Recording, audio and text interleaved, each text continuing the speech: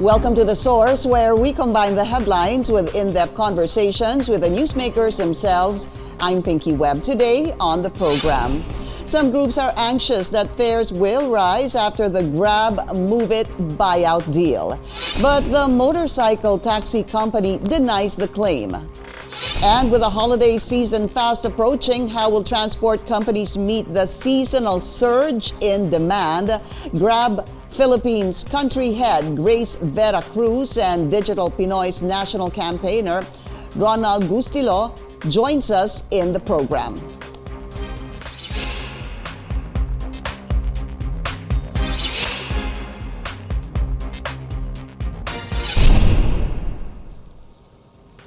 Digital advocates and civic transport groups renew their call for the government to review the deal between Grab Philippines and motorcycle taxi Move It.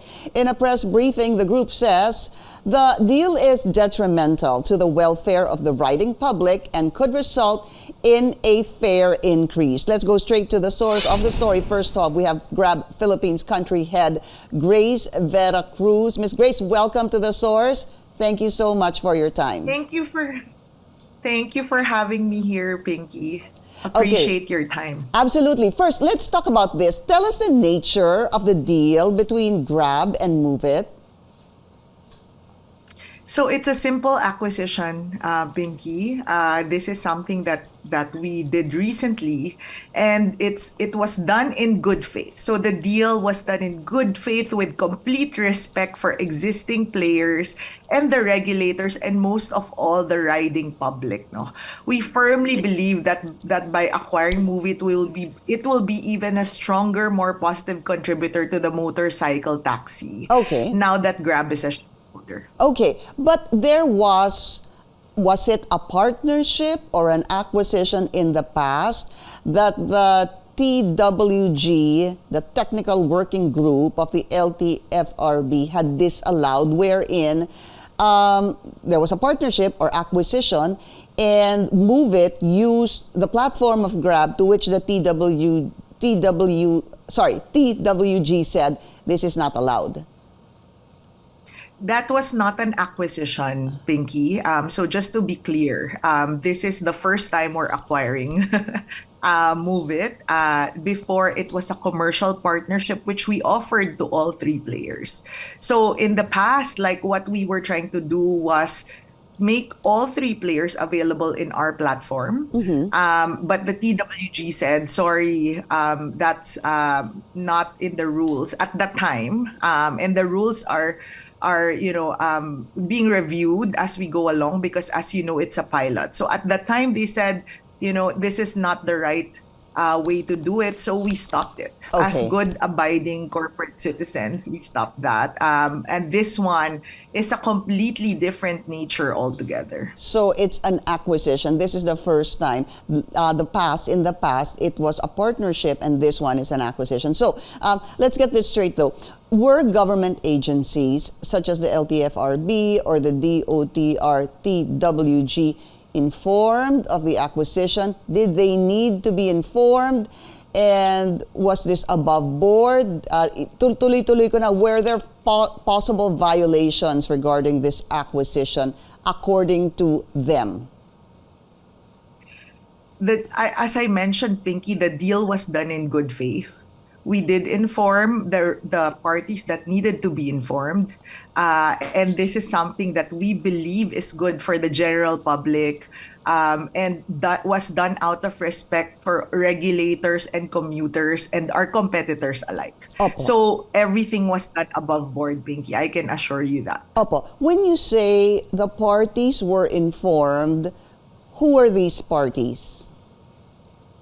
The relevant regulators, Pinky, so the DOTR was informed. We also had a conversation with the PCC. So I think this is something, when you do deals, Pinky, and I've done a lot in the past, it is not necessary that you really tell the whole wide world, di ba? Okay. So typically, deals with respect to at least the selling and the buying shareholder typically is done, in a quiet manner, hindi ba? And this is something that we did quietly but in good faith.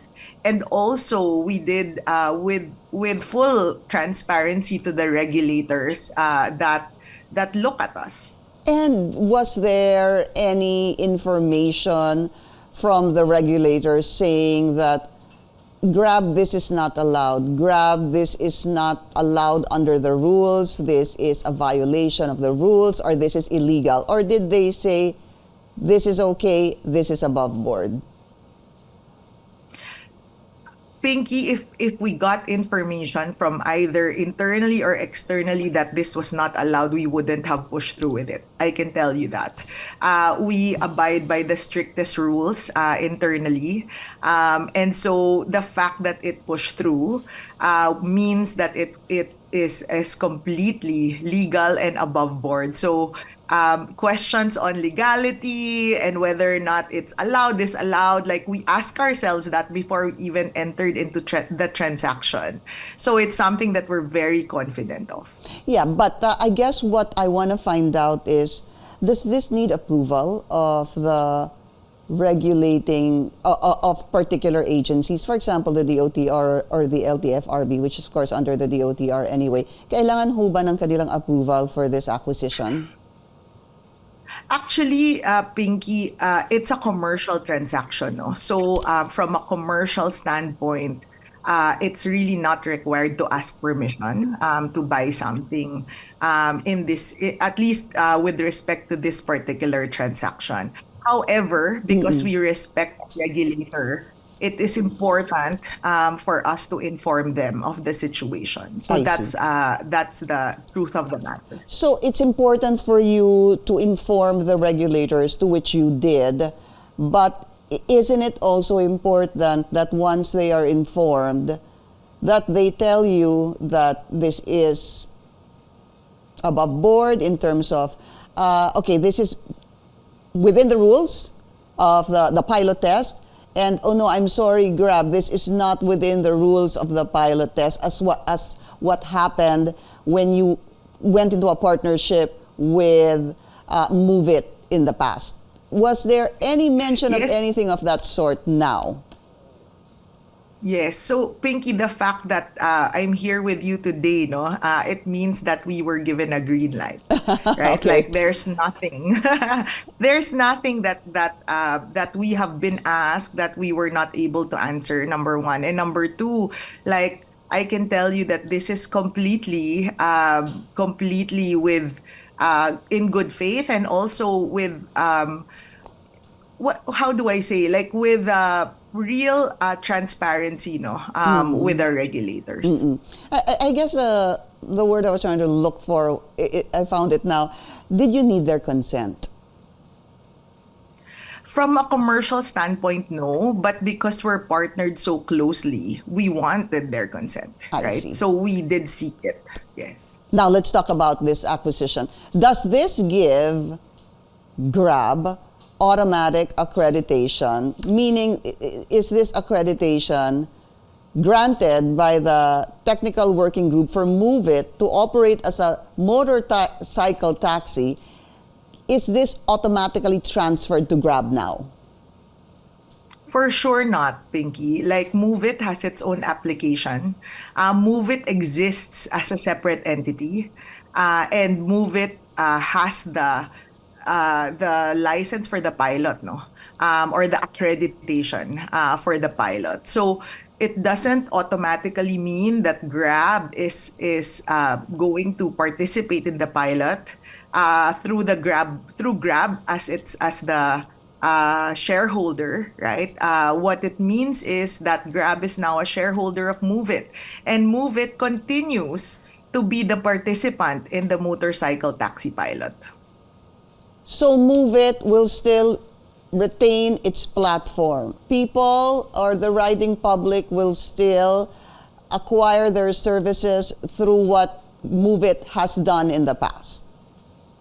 Correct. That's correct. That's 100% correct. But you said that this does not automatically mean that Grab will get the, well, it's not a franchise, the accreditation. Wala pa ho kasing franchise kasi pilot test pa rin eh. Yes. But does this mean, Ms. Grace, that in the future that Grab could actually be the fourth player? Because from what I read, they only allowed three players, which are Angkas, Joyride, and Move It. Because they're saying what Grab is doing is entering through the back door by acquiring Move It. You know, Pinky, the real question is when motorcycle taxi would be legalized. No, I think all of the reports that's required from the pilot, limiting it to three players, which is very understandable. When you do a pilot, kasi it has to be limited players, no, so that you can do it in a timely manner, and you can observe the results of it very quickly. Now, the reason why this pilot was done is to aid legislation. And so when legislation happens, I believe that the industry will be open to more players, and at that point, who knows, no, who knows who will be part of the players, but in the meantime, Move It will continue to be the third player in the motorcycle taxi pilot, regardless of ownership. Okay, regardless of ownership, it will still be Move It. Its platform, its app, indeed, because it is still on pilot test run until, as you mentioned, legislation is done, obviously, in Congress regarding this. Actually, that's also another question that needs to be asked to the regulators, because it's been, I don't know, has it been 3 years or 4 years? 3 years, 3 to 4 years, as far as I know. 3 to 4 years, but of course, because of the pandemic, nagkaroon po ng slight delay on legislation regarding this. But we need to take a very short break. This is The Source on CNN Philippines. Please stay tuned.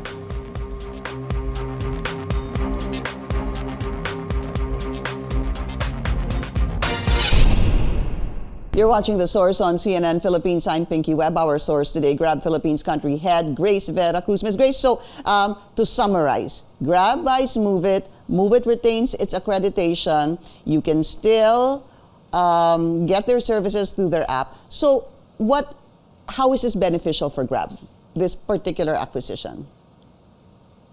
Well, as a shareholder, Pinky, no, if Move It does well, of course, it will benefit Grab. At the same time, we're learning about how the motorcycle taxi works in the Philippines firsthand. So for us, it's a role as a shareholder. At the same time, Move It as a party in the motorcycle taxi pilot. We are excited and keen to see it grow. And deliver the best value and the best service to the consumers and also to its driver partners. When you say value, a lot of people probably will be wondering about pricing. Again, some groups are airing concern regarding the welfare of the riding public. There's a lot of people really looking into riding motorcycle taxis. But let's talk about possible increase in fares, because Digital Pinoys national campaigner Ronald Gustillo, who I'm interviewing after you, says we may actually see a repeat when Grab bought into Uber in the past.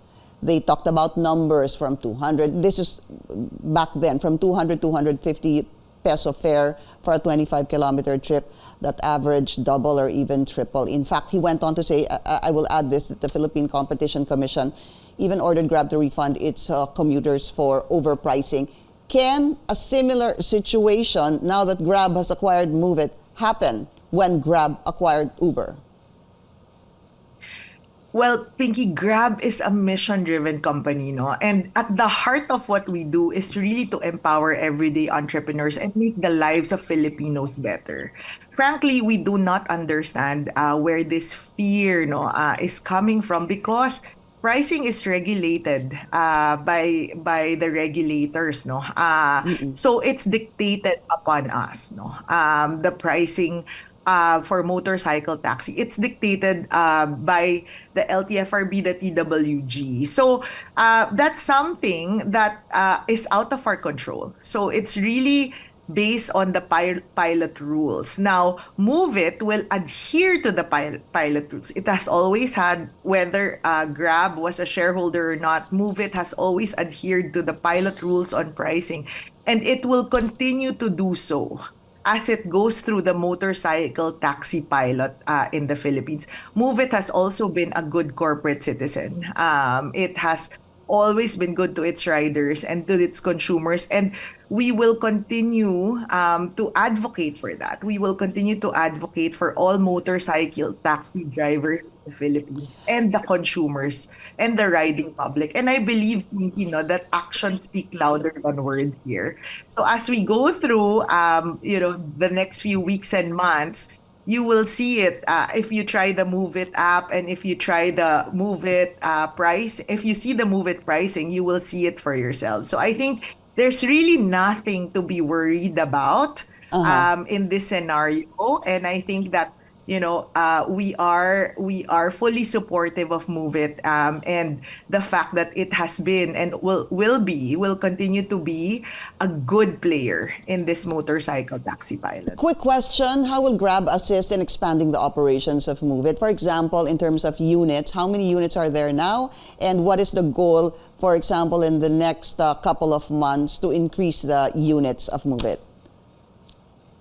So the motorcycle taxi pilot units are capped, no, based on the allocations provided by the TWG at when it was formed earlier. So I think for Joyride, no, and Angkas have more allocation than Move It. In fact, I have to say that Move It is the smallest compared to them, the smallest player out of the motorcycle taxi pilot players. No, in fact, we probably only have maybe 1/3 or 1/4 of the allocation given to the top two players. No, so I think while and we have a room to grow, meaning that currently we only have a few hundreds on the road. And yeah, a few hundreds on the road, and our competitors actually have thousands on the road right now. So we have ways to go in terms of like growing and making sure that it's available to the commuting public who we want to serve deeply. Okay, last, just a follow-up. I don't know if you'll answer me, but will you be able to disclose the acquisition price? Of course, I cannot answer you, Pinky. I We're tried. bound by the NDA. Yeah. But Pinky, if I may, I mean, I'd really like to call for cooperation for all, motorcycle taxi pilot players, because actually right now we are giving free rides to the students, teachers in some schools, and the more we work together, not just on that, but in general, the more we can do for the riding public and the drivers who are part of this pilot. So I really want to make a call to, just focus on the good that we can do for the riding public. Grab Philippines country head Grace Vera Cruz, thank you so much for your time. Thank you so much, Pinky. Appreciate it. And we will be taking a short break. Digital Pinoys convener Ronald Gustillo will join us next. This is The Source on CNN Philippines. Please stay tuned.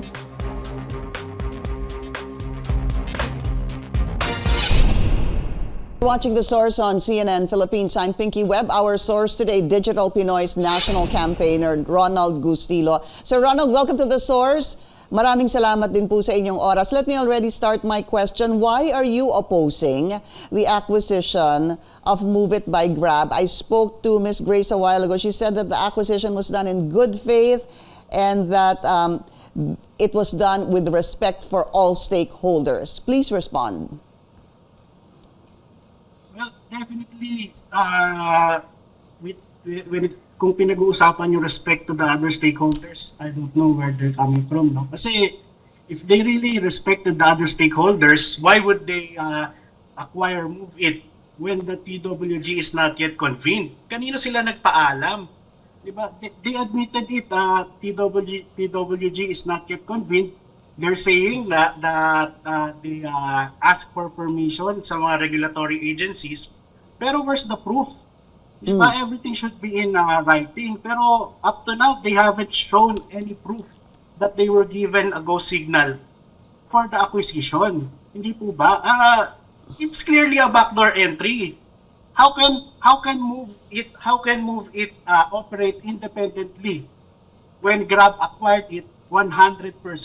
Hindi po sila simple stockholder lamang ng Move It. They bought it 100%. So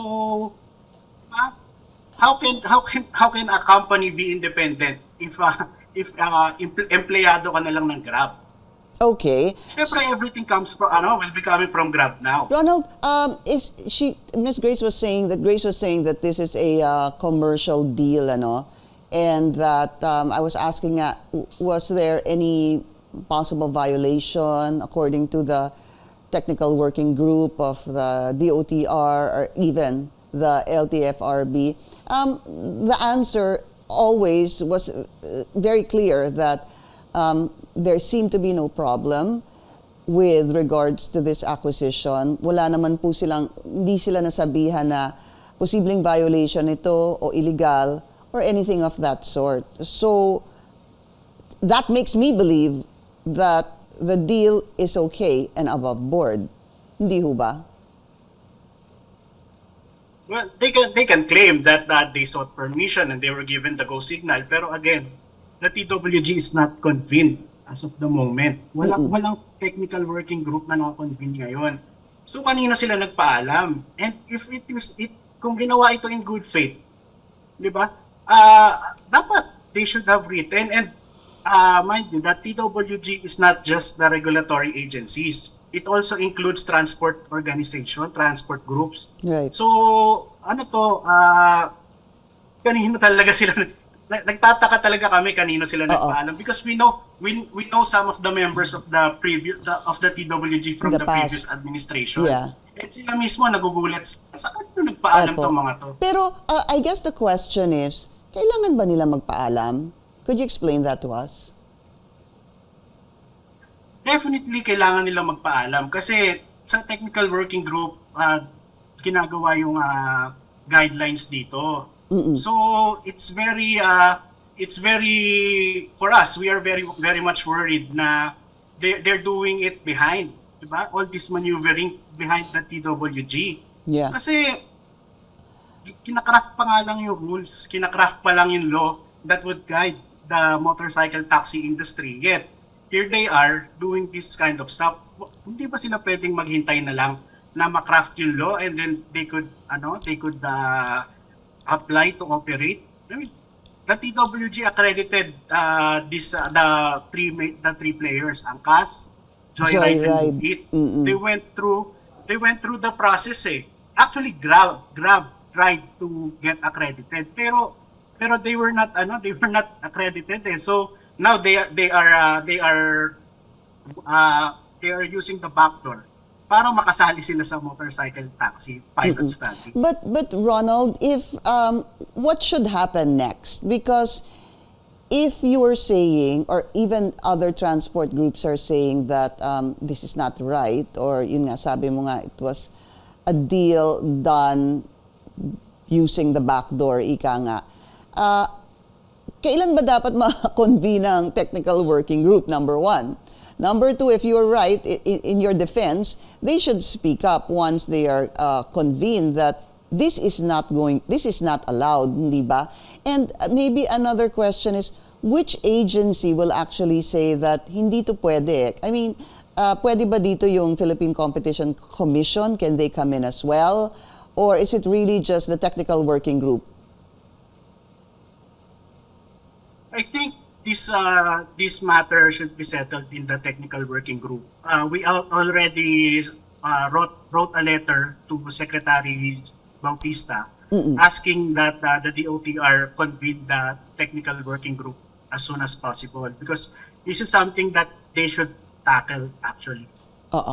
And so you've written them, and hopefully this is discussed as soon as possible because it's been acquired. Yes, 100% acquired. Hindi lang sila 50%. hindi lang sila minority shareholder, hindi sila majority shareholder, they own Move It Now. So basically, they direct everything that Move It will do. So, apart from that, what is your other fear or concern regarding the acquisition of Move It by Grab? Well, as you've mentioned earlier with Miss Grace, yung pagtaas ng fare, because she's saying that the fare will be regulated Right. by the technical working group. Pero let's not forget, Philippine Competition Commission had their commitment that they will not increase fares. Pero they still did it during the period that they are being observed. Kaya nga merong umaabot ng 25.45 million refund. And at the same time, meron na penalize din sila ng PCC amounting to I think 63.7 million pesos for violating its price and service quality commitments. So, may history yung Grab na even though they are being regulated, they have been charging illegally. Diba? They have been overcharging passengers. Here's where it's confusing. Without the permission. Right. Here's what's confusing for me, because if the prices are regulated, then all these motorcycle taxi companies should comply and follow whatever price is stated or stipulated by the regulator. Ibig sabihin po nun, di ba, siguro sa madaling salita, hindi pwedeng tumaas ang presyo. Yung presyo ng paggamit ng taxi, nitong motorcycle taxi, dahil sabi ng gobyerno naman yan hanggang dito ka lang, ganto 5 piso bawat gantong kilometro, and you cannot increase, right? So how does it actually happen? Paano nangyayari yon kung regulated naman talaga? Yun actually, Miss Pinky, yung dapat sagutin ng Grab. How are they able to charge passengers? PCC flagged them for charging 2 pesos per minute sa mga passengers, kaya sila may refund And that is without PCC's knowledge. They only found out about it when they investigated further. Diba? So hindi ito yung pinagpaalam. They had their guidelines and yet they violated it. Diba? So may history si Grab na kahit na may regulator, mayroong regulations, nag-overcharge siya. So that's the fear of the passengers. Okay. Diba? The prices, the fare could skyrocket because of this. Yeah, just a last question, Ronald. There was an appeal by Grace, for everyone to come together and work together. In fact, she said that Move It is actually the smallest player among the 3 motorcycle taxis. Sila na nga yung pinakamaliit. What do you say to that? Why not work together and maybe even foster possible healthier competition? Well, definitely, it would be happy if everybody would work together. Pero we cannot tolerate this kind of maneuvering. You're joining the pilot study through the back door. So the question remains: why would Grab acquire Move It when they have the same operation? Pinagkaiba lang, wala sila sa motorcycle taxi, pero they have the technology, they have the riders. Well, to answer it simple lang, Grab doesn't want Move It. What they want is the accreditation that Move It has. Yun naman yung gusto nila, yung accreditation, hindi naman nila gusto yung kumpanya talaga. Okay. Diba? Kasi if they wanted Move It, matagal na nilang hinihintay na lang nila na maging okay para wala ng issue, di ba? Okay. What they want is the accreditation sa pilot study. Digital Pinoys National Campaigner Ronald Gustillo, sir, thank you so much for your time. Thank you very much, Ms. Pinky. Have a And nice thank day. you for joining us here on The Source. I'm Pinky Webb. You're watching CNN Philippines.